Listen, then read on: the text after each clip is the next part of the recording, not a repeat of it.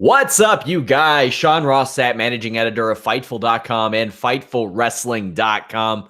This is your first time here. Head over to FightfulWrestling.com. Get all of your wrestling news absolutely free. We have podcasts, photos, videos. Click that exclusives tab over at FightfulWrestling.com. Or when you click the wrestling section, you're going to see a ton of stuff that you all don't find anywhere else. We have really emerged over the last our first 2 years as one of the prime news sources in professional wrestling. I'm very proud of that. The same goes for MMA and boxing too. So if you want to check out some stuff on those side of things, of course, FightfulMMA.com as well. Check it out. We have our premium service, FightfulSelect.com.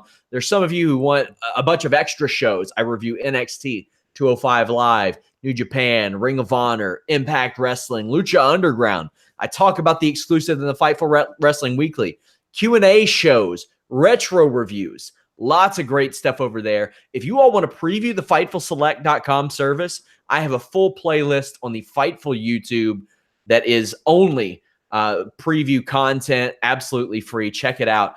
Coming up, I think it's early next week, we have ECW Hardcore Heaven 1995 review. Man, that was a pile. It was a terrible show, and it was a blast to review with Mr. Warren Hayes. But I'm going to unlock one of those reviews, I think, pretty soon. Let you all have a glance at that. My match ratings for Great American Bash 96 will be out, which we did a review of as well. Lots of great stuff. Before I introduce my co-host, this show brought to you by OMG.com. Our world has become flooded with processed, genetically modified foods. However, natural, organic foods are by far the best options for optimal nutrition. Ghee is a superfood, according to many top nutritionists and athletes, because of its high, healthy fat content. Their ghee is made of 100% organic essential fats, free of additives, preservatives, chemicals, and flavor enhancers. It is 100% pure, wholesome food. It's got your omega-3s, your omega-9s, vitamin A, D, E, and K. Fights off free radicals. My God, I use it to cook anytime that I fry anything in a pan. I'm using ghee. It's well worth it. Lasts quite a while. OMG.com. Go check them out. Also, they're on Instagram and they're on Twitter over at OMG Butter. So let them know you heard about them from us. Even if you're just checking out their product, let them know that you heard about them from Fightful. Whoo! All those plugs. And now we got one, Alex Pawlowski, who it was announced today will be replacing Mr. Jeff Hawkins on the post-SmackDown shows, as Jeff is taking a very cushy new day job that will prevent him from doing the SmackDown shows in the future. We will get Jeff involved some other way, but we're going to be bidding Mr. Hawkins adieu on Tuesday nights.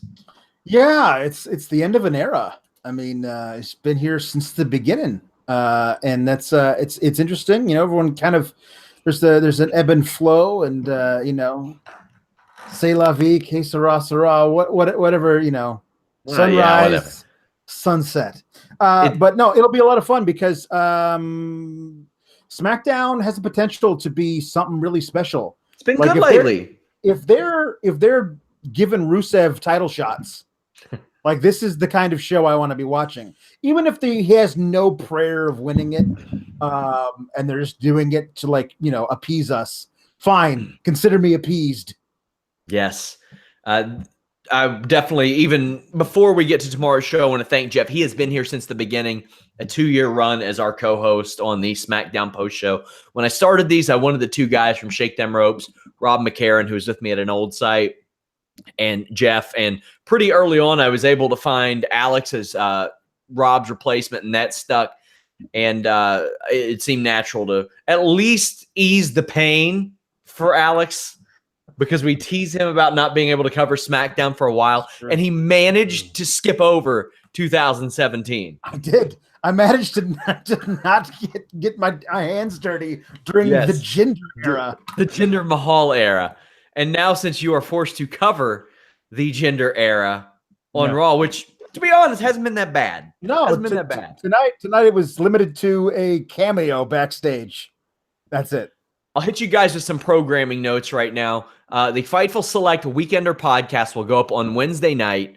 I did do a Q&A show for free as a preview of Fightful Select last week. I'm going to answer more questions on this week's Weekender as a make good. For those of you asking about a UFC Singapore post show, we're covering that on Tuesday's Holy Smokes MMA podcast. We got a lot to talk about on that show. Make sure y'all check it out. Rashad Evans retired. There's just a lot to go over, including the landscape of media. Gerald Harris is going to be on the show. Pros picks, lots of fun. It's time to talk WWE Raw, but we might as well kick it off with what they kicked it off with, a nice graphic honoring that of Vader. I would have loved a video package, but, you know, the guy really, in all honesty, he hasn't been with him in 20 years, so yeah, that's understandable. Plus, he will get one when he's in the Hall of Fame. The thing is, he should have been in the Hall of Fame already. The last couple of years of Vader's life were sad to see because, you know, a lot of people, quite frankly, didn't believe his health problems that he had. It was a man speaking out about how fearful he was of losing his life and what he wanted done before he lost his life. And I feel really, really badly that he didn't get that. Alex, it's been, we haven't spoken to you since the passing of Vader. Your memories of Vader? Well, gosh, you know, like it was one of those things I kind of missed him originally. Like I wasn't watching at the time he was doing stuff. And then when I got the network, the first thing that I went back and did was like watch some old stuff of that era, his heyday. Man, that guy was something special. Like, I mean, just enormous. I mean, he was just enormous. And the mask was always freaky. Not to mention that ridiculous shoulder pad elephant demon thing he wore down the ramp, you know, back in WCW. He had great matches with Flair and Sting. Like he made Sting. He made Sting. Yes, he did. I think he really did. As a super baby face, honestly, you can say all you want about the Ric Flair stuff. That feud, as a kid, when I saw that, I knew that I was never going to turn away from wrestling again. I knew it. There's no way. I mean, I look back on it now. I believe this. There's no way Sting gets to the point where they're like, yeah, we're going to have you become the Crow and hang out in the rafters and be the sworn enemy of the coolest thing in wrestling, ANWO. We're going to make that a thing. He never gets to the point where he can be that unless he is, as Surfer Sting, the nemesis of the most fearsome guy in wrestling, which was Vader at the time. I mean, I fully believe that to a much different degree. I think that Vader to Sting was what Braun was to Roman Reigns. I mean, Sting did great stuff with a lot of other people. Roman Reigns has done some great stuff with other people too.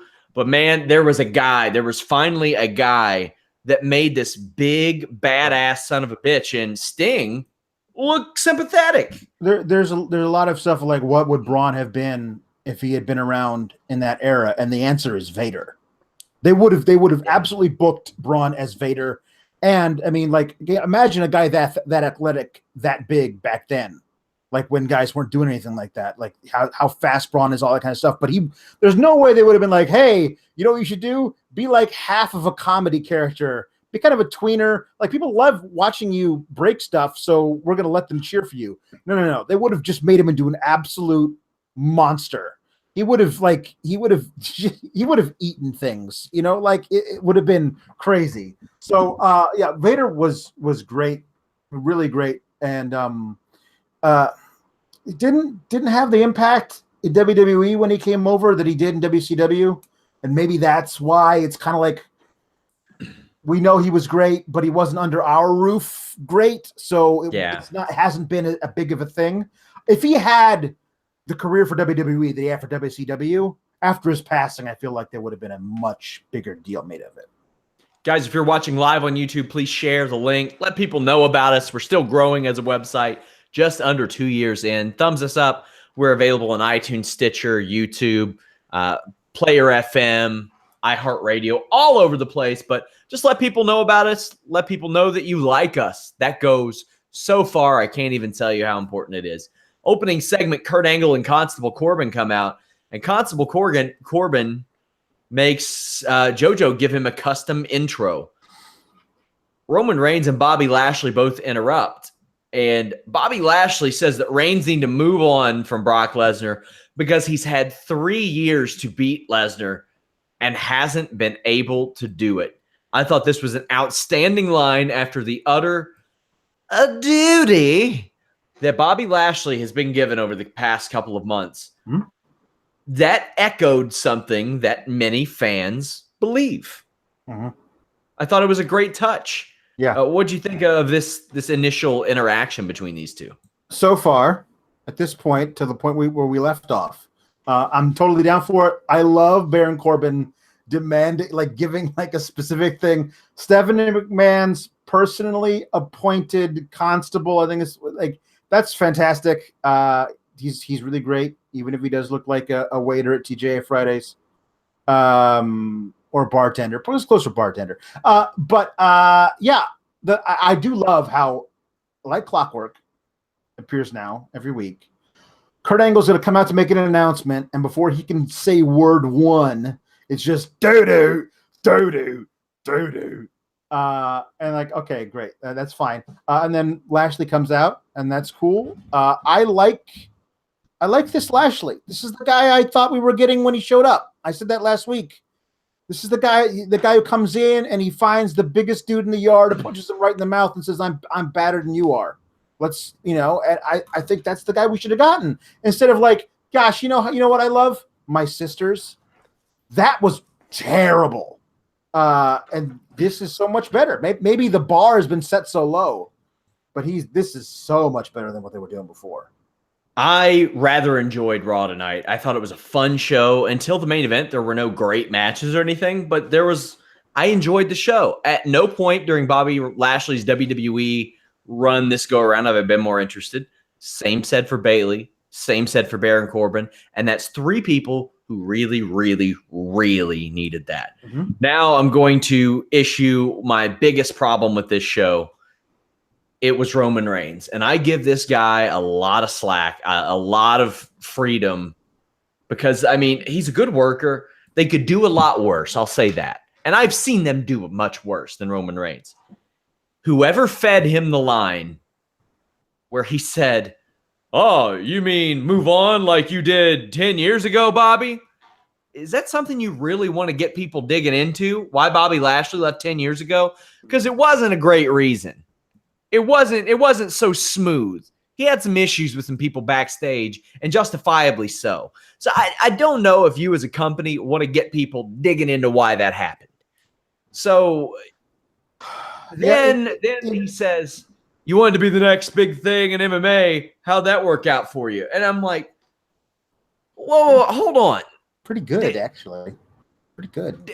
Is he somehow implying that Bobby Lashley's MMA run was a failure? Because let me tell you guys, I'm pretty well goddamn versed in MMA, and I've covered it for a really long time. Bobby Lashley did not reach the successes of a Brock Lesnar. He never made it to the UFC, and I don't know if he ever had negotiations with the UFC. The man went 15-2 as a heavyweight. And some people would just say, "Oh, well, man, he probably fought scrubs. He fought scrubs."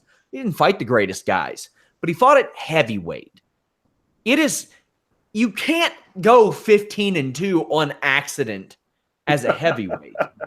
You're going to get knocked out by a scrub or two. Oh, by the way, Bobby Lashley never got knocked out. He never got submitted. He had 1 TKO loss in a fight that got stood up when he had a guy mounted. And then when they went and checked on a cut, he got stood up from another mount, and they didn't give him the position back, and it was eventually a doctor stoppage. The other was a decision. His fights weren't that outstanding or anything, but the guy made millions of dollars fighting in MMA. So for that to be implied that he was like some sort of failure is weird. Was he a top 20, top 30 heavyweight even? No, I don't believe so. I really don't. He was a nice attraction for Bellator, for Strikeforce, I think maybe for Super Fight League, but his run was just fine. There was nothing to be ashamed of in his entire MMA run. 15-2, millions of dollars. That's a pretty good winning percentage. this is the thing that I didn't like is it was like they're forcing Reigns to be like the fan guy. Like, you know what I think is the most important thing in the world? The WWE universe. And I would never, ever leave them for any reason because I love each and every one of them so much. Why did you leave, Bobby Lashley? Is it because you don't love the WWE universe? That's what I hear when I hear him say stuff like that. It's so transparent and stupid. You into a corner, didn't I? Yeah. So then Bobby Lashley uncorks an equally infuriating line. I'm the only one with the legit skills in this ring to beat Brock Lesnar. I'm like, what? It's not real. Yeah. Within this world, all kinds of people have the legit skills to beat him. Mm-hmm. Within that world. Right. So you go from one extreme to Roman Reigns to the other extreme from Bobby Lashley. Right. I was like, son of a bitch, guys.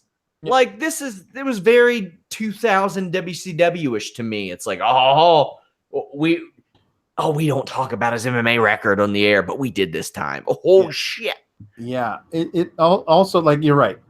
Anybody can beat anybody as long as somebody tells them they're winning. You know who has in this world, you know who also has the legit skills to beat Brock Lesnar as long as the brass says that's what's happening? Alexa Bliss. Like, everybody has the legit skills because there are no such thing as legit skills because it ain't a shoot fight.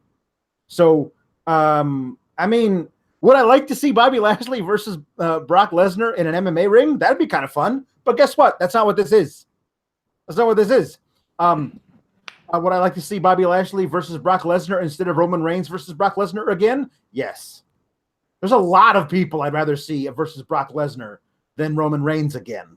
You know? So, I don't know. This was all a weird thing. The main thing about this whole thing is the idea, for me, when Kurt Angle comes out and says, well, Paul Heyman had a lengthy post on social media, so that multi-man match I brought up last week is not happening anymore.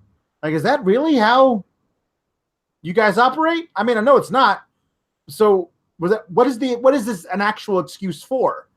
I mean, is this all part of the storyline, or is there another reason why you're doing this? Whatever.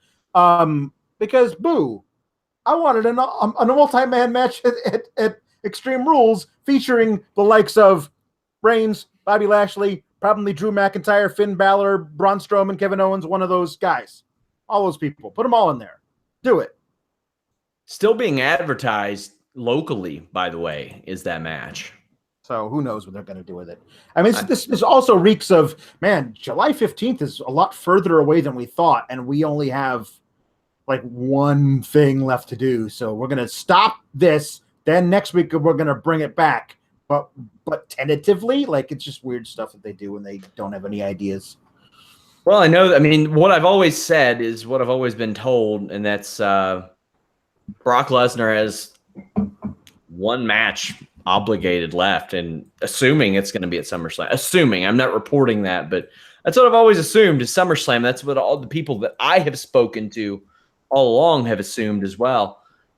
So I guess we'll find out. But yeah, that set really badly with me. Those weird. A lot of this promo did. I mean, the one thing that I liked was Lashley saying, "You've had your chances. Everybody knows you had your chances." And maybe Brock would come back if he could fight somebody else because shit's getting old. Yeah. Revival come out. They want another crack at things because they didn't think the two egos could overcome them. The match is made, and the Revival win, Alex. Your boys. My boys. This is honestly what it should be. When you have a legitimately fantastic tag team who should be booked a lot better than they have been on the main roster against two single stars who don't tag often, at least Roman hasn't been, who can't quite get on the same page, the good tag team should beat them every time. So I'm glad that they did it this way. However, I mean, if this is what they're doing to, like, maybe nudge the Revival in the direction of being not a joke, cool. But I have a sneaky suspicion there's going to be a rubber match next week of some kind, and they're not going to come out on top in that one. They'll be losing to the B team in no time. Have they already? Did they already get beat by the B team? Oh well, they lost in the Battle Royal, which yeah, fair. Yeah, so I rather enjoyed the match. I loved the finish where Lashley was setting up for the spear, and then Reigns tagged in. Mm-hmm. He took the spear, and Lashley backed off. He said, "All right, man, here you go. Take it." And the better team, collectively, rolled up Roman Reigns, got the pin. The crowd went nuts for it, too. Yep. That's promising. That's a good thing. Yes, that'll be good. It is one of my least favorite tropes of you guys are feuding. Let's make you tag together. I wonder what will happen. I never like when they do that. However, this becomes now, like, to me, by the end of the night, we'll find out that Roman Reigns has a lot of guys who want to get on his dance card. Which is interesting to me because, you know, new possibilities for guys to face Roman Reigns could be good matches. But I've also watched this thing and I go, listen, this is a man that we've seen stand up while in the Accolade with a chain through his mouth. And you're telling me he can't fight out of a Dash Wilder headlock? Like, it's one of those things where once you've established this guy is invincible, then you can't have a guy who I'm pretty sure on WWE 2K he's like ranked 70. You know what I mean? You can't have that guy dominate him in the ring, even if you need to, because it's a good story for the match. You got to figure out other ways of getting around that. I remember when Sean O'Hare was rated like 67. I was like, now come on. He's been off TV for a year, but damn. By the way, my next long form feature is going to be about Sean O'Hare. No timetable for that. I've had to apply my attention elsewhere, but yeah, that is coming eventually. I'm hoping this year I'll have a long form feature on Sean O'Hare if I can talk to some people about it. But little preview for Ewans. Also, afterwards, Bobby Lashley not happy in the ring. Really, he's like kind of going off on Roman Reigns. Why does his music hit? Why is he posing? What the hell? He's like, I told him I didn't get pinned. Okay. All right, Bobby. Yeah. B team clowned the leader of worlds again on the screen. Bo Dallas saying that they'll walk into the beehive. They choke on the smoke. I love that they have the digital lantern. And yes. I'm going to be quite honest with you. I don't notice it until they blow it and it doesn't go out. Yeah. I never notice it. Well, you know, I mean, Bray Wyatt has had the digital lantern this entire time. He just turns it off whenever he blows. So, you know. It shows you how little I pay attention to at least that. That's how much I had tuned out Bray Wyatt. I did say, as long as everyone doesn't have to send me tweets, yes, I did say whenever Bray Wyatt blows. Which for a couple of years there was constantly. It sure was. Axel reverses a superplex on Matt Hardy and gets a win real quickly. I mean, like real quickly. And Matt Hardy took a bit of a nasty tumble here. I thought that was weird. I thought it was an audible at first. That looked legit because it looked like they were trying to do that thing, but then it almost looked like he DDT'd Curtis Axel in that weird, like, modified suplex into crossbody thing. I honestly was wondering, like, if the camera shot didn't show the ref throwing up the X. Like, it was so odd and so fast and didn't make. Although I do love where this is apparently headed, because the fact that Bray Wyatt and Matt Hardy applaud for them and seem genuinely happy for their victory. Please, can we get a Broken Universe full-on faction with Bo Dallas and Curtis Axel? I know they're pushing within WWE to get a compound match with these two. To get a Hardy compound, Wyatt compound, whatever the hell compound match. So I know it's being talked about right now. Ooh, I hope it happens. Ooh, I hope it happens. So this was nasty looking. Deleter of Worlds Intimidate B Team. They run off after. And we got this coming up at Extreme Rules. Thus far, just a normal match. Really think they should just go ahead and do the compound thing. I know what WWE thinks. Oh, we got to build the compound. No, you do so much shit that doesn't make sense. Just go ahead and do this. Here's the thing. Here's the thing that's so great. Tonight, last week and tonight with the impersonation stuff, you've already done that. That's good. Next week, you can do something else that builds to it, and then you have one more for the go home that can build directly into the compound match. It's already here. You can just do it. You can do it. I do think, isn't it like it's going to be like 6 weeks between when they won the Battle Royal to become number one contenders to Extreme Rules when they finally get their title match? Yeah, man. I remember once upon a time, Edge and Christian won like a number one contenders match, and I thought like 2 months ago they just forgot about it. And then they beat the Acolytes for the titles. I'm going to see how long that was, but it's not unprecedented.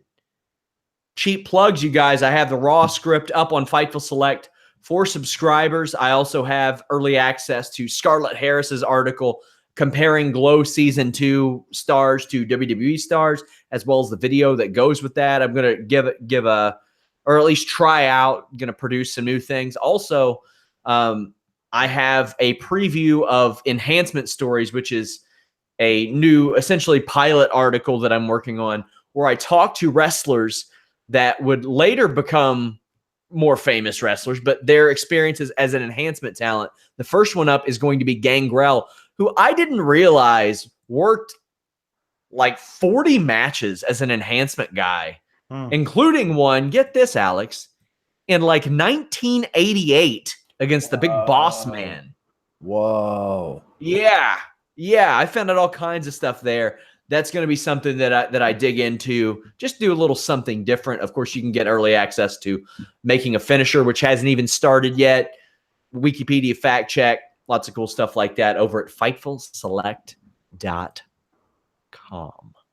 Authors of Pain are back. They push a stagehand backstage, and Titus Worldwide confront them and ask to show the rest of the roster and the employees some respect. Authors of Pain are not interested. These are some spectacular jobbers. Yep. Capitalizing off that FIFA World Cup, yeah? Yeah, that'll obvious. Yes. Okay. I don't know why I found it so not triggering. It was just a weird thing to me. Well, you know, if it's you have these two guys who are obviously Hispanic. You're doing the show in San Diego. So, and they're wearing the colors of the Mexican flag, and you choose to name them Rich and Rex Gibson. Like, you could have called them a lot of different things. Don't use their real names, or you call them the Gomez brothers, and you're done. Like, that's quick, it's easy. But like, were you worried about offending the Latino viewers who might be like, oh, well, now you're piling on, considering stuff? Like, I mean, it was a weird, like, you chose to make that a joke, and I don't know why you chose to make it. It was pretty transparent what they were doing, at least in that regard. Yeah. I think it was pretty obvious, but they get killed. Razor front slams one on the apron, and then Akam does a Death Valley driver, which I'm pretty sure he will not be doing again, into the bottom rope. Nope. And then they followed that up with a clothesline / side Russian leg sweep. Not a finish that I would call for those two guys. I've said it from the beginning. That's a shit finish, my man. Yeah, it's not great. I mean, there's a lot of different things you could do with guys that big. I do love that they were like, hey, here's this weird sponsored video package for the Authors of Pain from their 2 matches they had back in April after they got called up, just to remind you these dudes exist because we forgot about it. And in that video package, they were like, these are two men hovering around the 300-pound mark. And then later in the match, they said, I forget which one they said, but he's like, he goes about 6'3", 250. Like 250 is not hovering around the 300-pound mark. Also, that's hovering around the medium. He's hovering well over 250, by the way. So that's really weird for them to say that. Hey, congratulations to our friends over at Pro Wrestling Unlimited. They hit 100,000 subscribers this week. Go check out their stuff. They do a lot of great work with us. Titus Worldwide come down and run AOP off after a beatdown. I did love that Razor was using a half Nelson, which clears the arm and allowed him to throw knees into the sternum of one of the Gibson boys. Mm-hmm. Why would AOP back down from Titus Worldwide? Is it it's that somebody speculate, well, they didn't respect them enough to fight them. And I was like, okay, but they just fought the Gibsons. Yeah. No, it's stupid. And yes, I was like, I said, how long has it been since we've seen these guys on Raw? It feels like months, right? Like not like 6 weeks, but literally over 2 months. April 30th. Mm-hmm. That's a long ass time. And then they've had 2 matches on main event since then. But like April 30th? Like you brought up these guys to have them wrestle jobbers for 3 weeks and then nothing. And now they get a feud, a hot feud with Titus Worldwide. I think they should give whatever that the last chapter to Dana Brooke within this feud, just to make them extra dastardly. Come on, like put these guys where they belong. Like you already have Matt Hardy and Bray Wyatt, having a fun little comedy feud with the B team, when you also have the Revival and Authors of Pain in your tag division. Those guys are better tag teams. Yeah. It's a weird thing to me that, like, I don't know. I've always thought it was weird when you have legitimately great tag teams, but keep them conveniently out of the tag picture because. Well, they do that with a lot of people. Like Ty Dillinger, when he was on TV, was really over. And you'll have people that say, well, it's just the chat. Doesn't matter. He got a reaction. And because of that, they would keep him off TV because they didn't have anything for him and they didn't want to beat him. Right. But they didn't want to get creative enough to have something for him. And then they just never did. And still he's barely on TV. Yep. Well, okay. So how does that make any damn sense? It doesn't. Yes, it's not even an over thing. It's you have former champs from NXT that you've brought up to not do anything with. It's a weird thing. Like, I love Ty Dillinger in NXT, and I thought he should have gotten at least a title shot when Bobby Roode had the championship. But you brought him up, and everyone knew he was kind of like, he's the 10 guy, and everybody loves him, but we weren't really expecting to, like, be catapulted to the main event scene, as opposed to the main event of the tag picture on Raw. Yeah, I think they deserve that. Glad to see him back. The Authors of Pain, that is. I forgot if I'm supposed to be like confused about Mickey and Alexa's friendship, or I think that they expect you to have forgotten all about how it was like Elimination Chamber. Mickey was total babyface, and then the next day on Raw she was a heel, and nobody ever explained it. And I think a lot of that is like we'll see later in tonight, the way that Vince views face to heel and vice versa transformations for men and women is completely different. He thinks women can just change their mind on a whim and we never even have to explain it. Whereas men need to, over the course of many weeks, brood over it before anything actually happens. I think that's Jesus. So Alexa comes out, cuts a promo on Ronda Rousey. I did like the line where she said, I'm really glad that Ronda knows how to count backwards from 30. That was good. But now, instead of Natalia's a heart, her new go-to line is my training partner, Ronda Rousey. Yeah. I'm like, all right. They cut promos on Nia Jax as well, and they tried to stop the what chance, although a little less eloquently than prior because she stumbled a little bit. Natalya gets her match, and it wasn't much of a match. I mean, it was pretty basic stuff, although I did love the play with the guillotine choke, which Natalya ducked her hand under, turned into a Michinoku driver. Loved it. It was the highlight of this match. The lack of direction for Nia and Nikki with Alexa Bliss as the centerpiece of that lack of direction is a little bit frustrating, especially considering both of them turn so often. That can be a little annoying. My question is, if that goddamn punch of Alexa's is so damaging, why isn't she throwing that all the time? It's the same reason why Big Show didn't use the not KO punch as the first move in any match.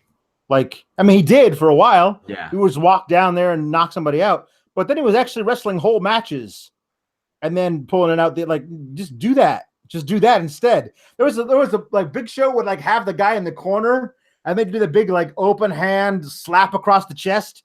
Yes. Where he could have just punched him and ended the match, but he didn't. Like, it's because wrestling. Because wrestling. That's why. That's weird to me, man. It really is. I don't like it, but it's those things you have to accept or else stop watching WWE. Like I don't like it either, but it's just like, oh God, I guess I gotta grin and bear it. So one of my things, like, it makes more sense to me.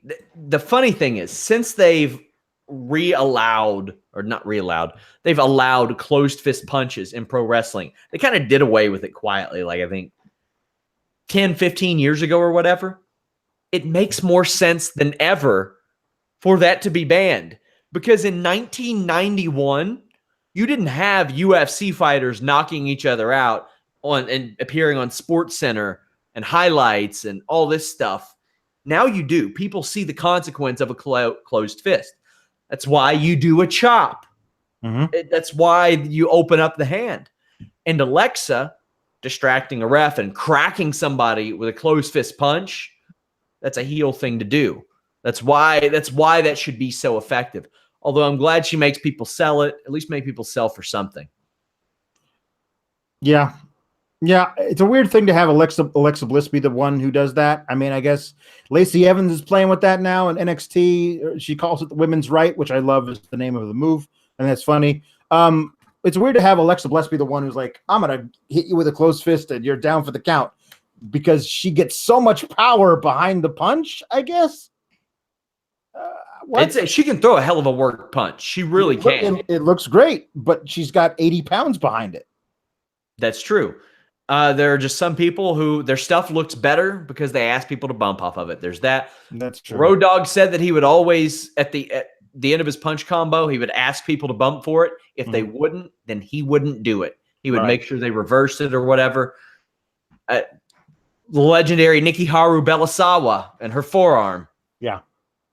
Looks dangerous because she makes it look dangerous. So more power to Alexa for that. But from a WWE perspective, I'm going back to the banning closed fists. Otherwise, I don't know why the hell people are chopping each other so much.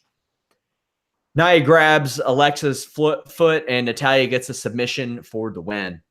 We also got a quick match with the Riot Squad and Sasha Banks. Why did they show photos of the Bayley Sasha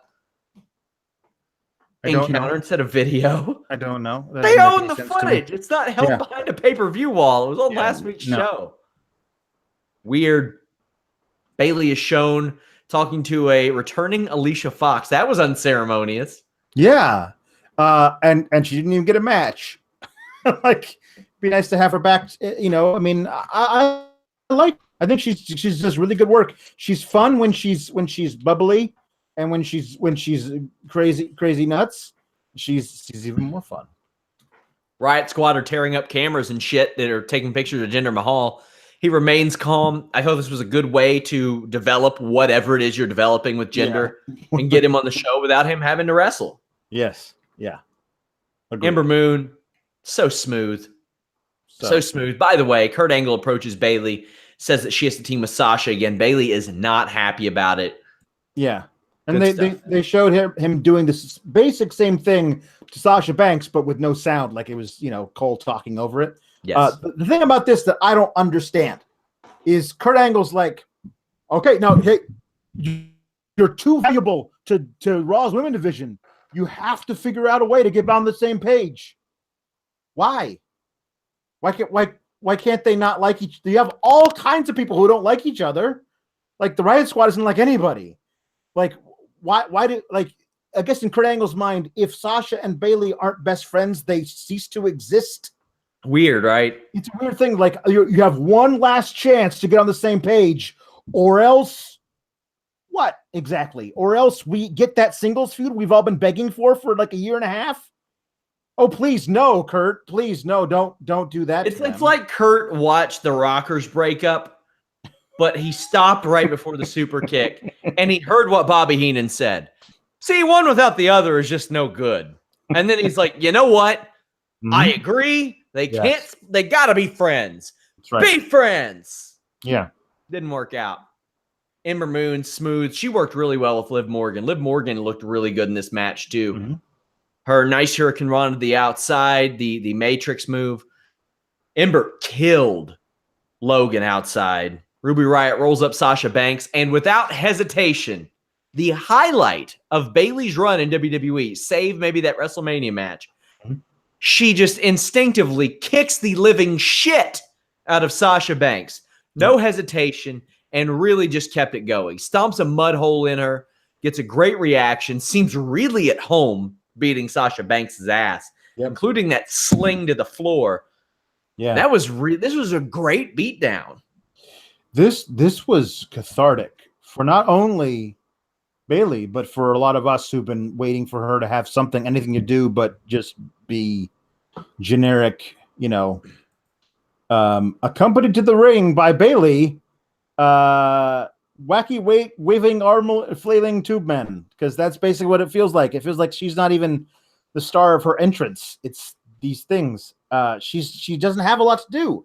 And a lot of that is from them. Their terrible booking. Like the kendo stick on a pole match, unforgivable what it did to her and any sense of momentum she might have had. This is a new chapter for her. I'm interested in seeing where this goes. If this does not feel as though it is a straight up heel turn, it feels like justified. Sasha has been, on the wrong side of things for a long time, over and over and over again, and Bayley's always the one to forgive and forget. So I like that this is her Sasha finally getting her comeuppance. I did not like what they did with this afterwards, though, with the Kurt Angle thing. Did not like that. Yeah, we're about to talk about that. Sasha's shown in the trainer's room. She's beaten up. So Kurt Angle tells Bayley that she has to go to counseling next week or she's fired. Last week, I had people explaining to me that the reason the Riot Squad weren't punished. Now, I'm talking within storyline. I like shit that I watch to make sense, guys. I like it to make sense and be consistent, and I don't like to use the excuse, well, it's wrestling. I don't like that. I want a good, compelling show that makes sense. And it ain't that hard. But I had people saying, well, the Riot Squad don't get punished for coming and tearing up people's shit all week because Ronda Rousey beat up the GM, and that's why she got suspended. Okay, well, go to your job and tear some shit up and let me know if just because somebody else did something worse, how well that works out. Why the hell aren't the Riot Squad in counseling? In fact, I put on Twitter, they should be. Bayley should be there next week and be like, what are you guys doing here? And they're just like, oh, Kurt makes us come here every week. We tear shit up.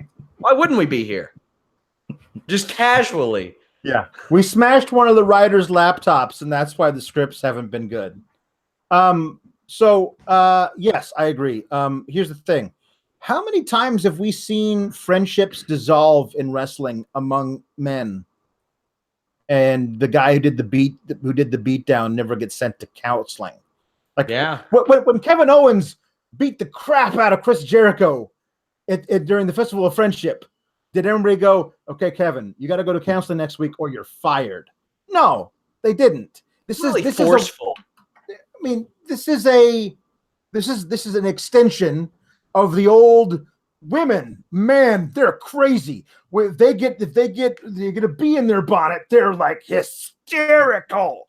It seems like a lot of reaching from the character of Kurt Angle's part in this Bayley stuff. Why is he making her be friends with somebody? Here's the thing. It's not like the women have a tag division of their own, and Bayley and Sasha are a major part of that tag division as a cohesive unit, and we need that to make that tag division work. No, if he were saying that to Matt Hardy and Bray Wyatt right now, yeah, I would get it. He's like, listen, guys, we need you for this tag division. I need it to help market this show, yada yada. No, but just like the thing is, I would much rather watch Bayley versus Sasha than Bayley tag with Sasha against whoever again. Yeah. So backstage, Constable Corbin is making fun of Finn Balor for being short, and Balor makes fun of Corbin's clothes, saying that he looks like he manages at TGI Fridays. Braun Strowman shows up and wants a shot to make things up to Kevin Owens. I actually, as bad as all of these lines were delivered, I enjoyed this. Yeah. I really did. Sure. So Kevin Owens later shows up, and his lines are delivered very well. The guy who doesn't have English as a first language delivers his lines better than anybody. Yep. Says that he doesn't buy into Braun being his friend because he runs over KO all the time.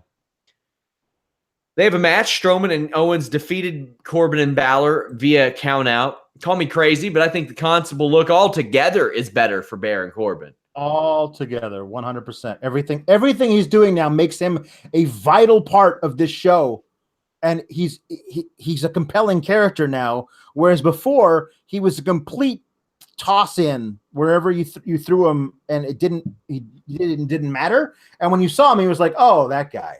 Yeah. This version of him, I mean, he legitimately looks more like a badass in his vest and button-down shirt rolled up where you see part of the tattoos than he ever did wearing his weird biker pants. Yeah. And his t-shirt with a wolf head on it and his terrible, like, greasy long hair in the back and bald in the never worked. It never worked. There was even a time, remember this in NXT, I think, where they had him come out to the ring wearing a biker vest, like an actual like leather vest with like spiky shoulder pads on it, and he was like, "I'm such a badass." I'm like, no, you're trying too hard. This guy, I feel like this guy, if I got a little too, drunk at the bar at the Applebee's, that guy would toss me out on my ass. This version of him, I like this guy. I don't like him. I like what they're doing with his character. KO and Braun get on the same page and do a squisher cannonball in stereo. I liked seeing the roles switched up a little bit. I want this to happen more. Yeah, you got to shift the paradigm. You have to step outside and do things a little bit differently. There's no reason why Kurt Angle shouldn't say, "All right, Ruby, I know you're in this act, but you're going to team with an Ember Moon tonight." Why does he pair up? Why in storyline would he pair up the heels and the baby faces? Mix it up. Make things interesting. Wasn't there a thing like in WCW? Battle Bowl. Yeah. Bring back Battle Bowl one night a year. In the 95 Survivor Series, they also had the wild card. Yeah. Where yes, they did. That was fun. But Battle Bowl was great because it made you feel like it was happening in real time. Like they should bring back Battle Bowl one night a year because that'd be a lot of fun to see the crazy stuff they would get up to. Yeah, the 94 or 95 Survivor Series had babyface Ahmed Johnson and Shawn Michaels teaming with heel British Bulldog and Psycho Sid against heels Dean Douglas, Owen Hart, and Yokozuna with babyface Razor Ramon. I think that's real cool. I think that's... You got Dean Douglas and babyface Ahmed Johnson in the same match. That's must-see TV, my friend. Ahmed was, as a kid, fantastic to watch. Yeah. Now, horrifying to watch. Yeah. Horrifying. And I like that he came out a couple years ago and he's like, Oh, people always wondered why I got so injury prone. I lied to them about how old I was. I was like 5 years older at the time. I was in my early to mid 30s then. Okay. So that makes sense how you couldn't play in the NFL when you were 17, like your age would have added up to. Good job, Right. WWE. So Braun mows down his opponents outside and wants KO to do the same. And KO gets through Balor, but runs into a clothesline from Corbin. Beautiful Great moment. spot. What a good spot. It was so cool to watch Kevin. It was actually heartbreaking to watch Kevin think for a second, hey, this is pretty cool. I've got a new best friend. Sammy's out for like forever, and I've got a new best friend, and he's the biggest dude on the block. This is going to be awesome. And you know, we see what happens later, but in the moment where he runs into the clothesline, you could tell, like, freeze frame. Yep, that's me. Let me tell you about how I got here. I'm Kevin Owens, and nothing ever works out for me. Great moment, great spot. Kevin Owens was the guy to be in that spot. Balor and Baron turn on each other and get counted out. Kevin Owens is pumped and wants to shake Braun's hand, but runs instead because Braun won't do it. Braun gives chase. They end up in what I was shocked. I was like, oh yeah, of course it's daylight. They're on the West Coast. Right. That's kind of cool too. Owens is trying to get keys from the valet, but Strowman has them, which gives birth to the line, here are your keys. I hope you have insurance, because there's your car. Strowman has flipped it, which begged the question from Pat Fannin in our Skype chat. Why did he need the keys? Did he pull it up just to flip it over closer to the ramp? Right. I think the idea was that so it could be within, easy pan over for the camera to get it. Otherwise, I'm sure it was parked, at the other end of the lot. Braun even gets production already? He is the guy. No, he's absolutely the guy. I wanted him to be like, so who'd you go with this time? Hurts? Avis? I'm a national man myself, but anyway, whenever they try and upsell me to the SUV, I always tell them no, because I like to save a few bucks. Anyway, here's your car. He's great, and yet this is the first time I found myself kind of rooting against Braun in a long time, because I was like, he's a dick. He just wanted to be your friend, man. And this is my thing. This is again my thing with this. You can't have him carry around this little tiny briefcase the whole time, reminding us how he could just go down to the ring and say, Brock, we have a match next week. This damn thing in this briefcase I'm holding guarantees me that. Like, I want them to say now, it used to be you could just call out your opponent ahead of time, because we've done that in the past. Now you can't anymore. There's because no that's reason a huge why Paul Heyman shouldn't be at Raw and Braun Strowman shouldn't say, I don't care what kind of hissy fit you throw. This means I get a match. Right. And if he doesn't show up, I get the title. Right. That's hot dog, man. Why are you doing stunts with cars when you should be having that belt around your waist, dude? Intercontinental Championship main event. Fantastic. By the way, guys, I post my match ratings the following morning. I've got a match guide that I need to update and post to you all. I start on a scale. I do a scale of 1 to 10, starts at 5, slides up and down. Has to be offensive for it to go below 5 and slide down. And really, it gets over the hump at 6, and that's what I consider a pretty good match. This one I gave a 7 out of 10. McIntyre has a haunting presence at ringside as Ziggler and Rollins trade holds. Ziggler has one hell of an elbow drop, and you can tell when he's motivated. And he was motivated tonight. You see a look in his eyes that it's like he had 10 years ago, or that he had 8 years ago, or that he had during his big run. And I saw that tonight. We get the Bret Hart turnbuckle bump out of Ziggler, then a double cross body block. Rollins with a sling blade, then clothesline Ziggler to the outside. McIntyre cracks Rollins while the ref isn't looking, and Ziggler blindsides him. McIntyre gets ejected, but is arguing with the ref long enough to distract from a pin. But Rollins takes them both out with a suicide dive. I think you had to get physical with McIntyre to eliminate him there, and really to get him fired up enough to come back out later. But the Revolution knee hits as we come back from commercial. Ziggler gets his foot on the ropes, and it really, really gets going. By the way, guys, I will talk about the No Way Jose Mojo Rawley thing. I accidentally skipped it over. Oh, come on. With good reason. Briefly. Anyway, Rollins wants an apron bomb, but instead Ziggler hits this sick, thudding DDT on the apron. Rollins is almost counted out. Alex, I love that spot. It's great. Great spot. Good match. Looks like they're prolonging this for a while, which I'm into, because these two guys can have great matches together. Ziggler, as much grief as we give this guy for his character having gone stale and never winning the big one ever or whatever, he's always a great worker in the ring. You know, he's really great at selling. Like he had a fantastic feud with The Miz in 2016, I believe it was. That really helped. That was hot off the heels of the Daniel Bryan promo. Yep. That solidified that title in my estimation. 100%. I think that feud is why we can have matches like this at the top of Raw right now. Yes. I think Agreed. it's a big part. Agreed. People are along for the ride. They care. The wrestling is good. Buckle bomb, super kick, frog splash for 2. There are some great teases. Both men's finishes are reversed. Both men hold the tights for pins, which we've seen happen in recent weeks. Ziggler gets his finish for 2. And then Rollins was going to win with the Falcon Out Arrow Superplex, which I think is a good thing that they made it look like he was going to win with this, because McIntyre broke it up, caused the DQ, pulled the ref out. Roman Reigns comes out.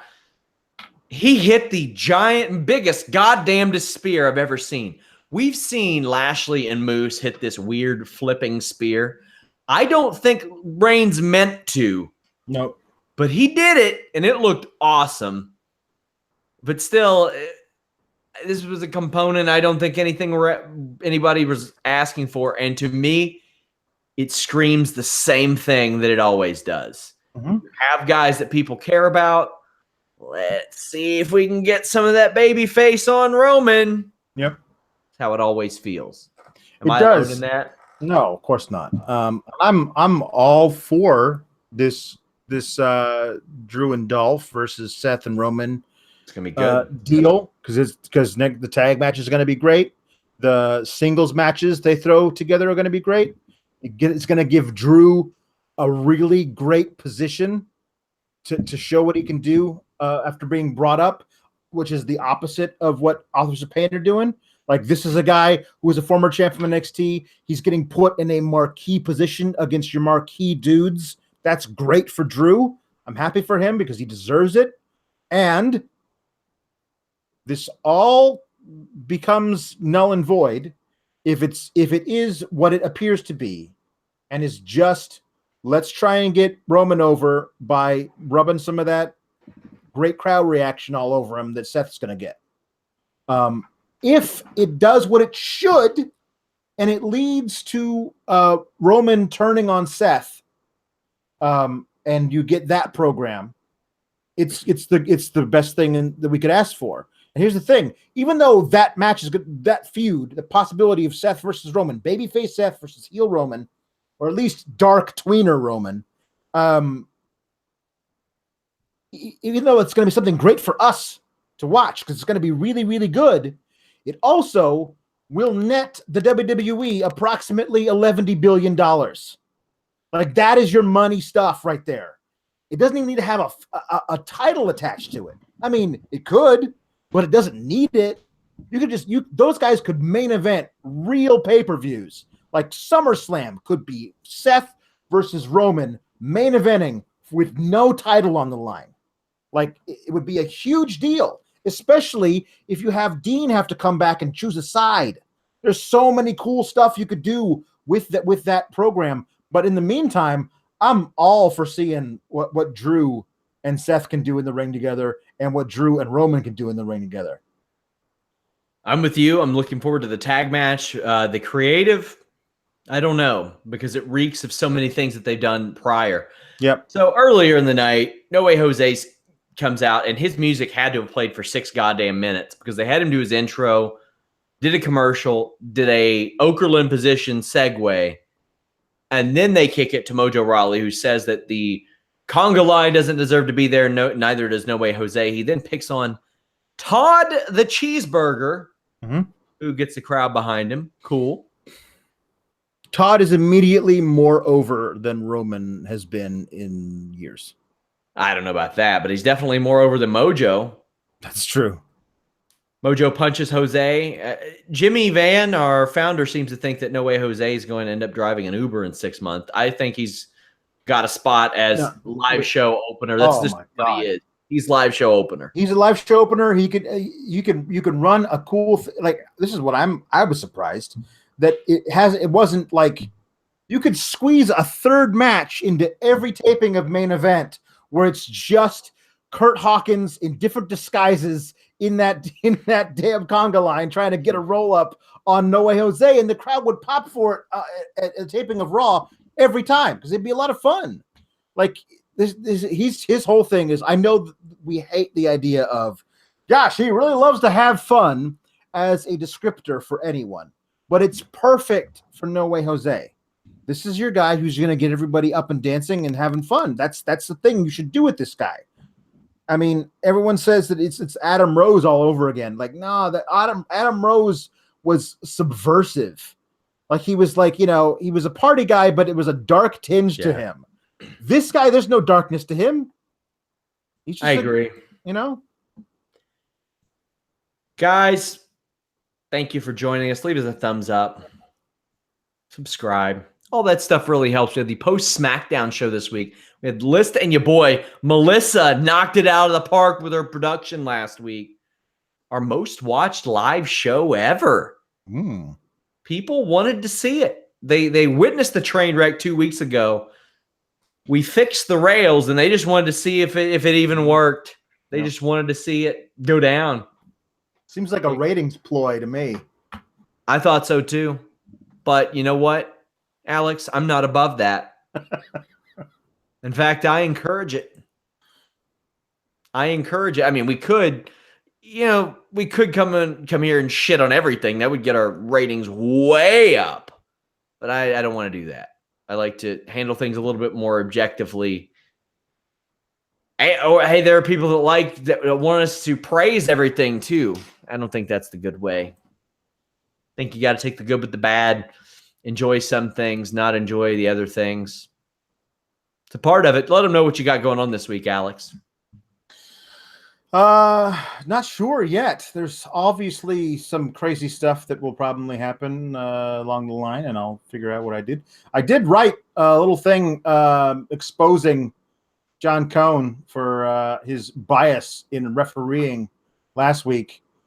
This week, I'm willing to forgive John Cone for not being more forceful in getting Drew McIntyre out of the main event, but still, I got my eye on you, John Cone. And this is the thing. If you have the appearance of impropriety in your officiating, Sean, then what do you have? You have anarchy, and nobody wants that. That's what I'm going to say. Never bury your refs. Follow me at Sean Ross Sapp. Please go over and click that little follow button. We are at Fightful Online. Alex is at Pawlowski the Fourth. Thank you guys so much. I'm on vacation starting Thursday, but you won't be able to notice it if you just go to Fightful.com. I have tons of articles. I'm talking like I've got dozens of stuff scheduled to post. Exclusives, Fightful Wrestling Weekly, all that good stuff. We're out. OMG.com.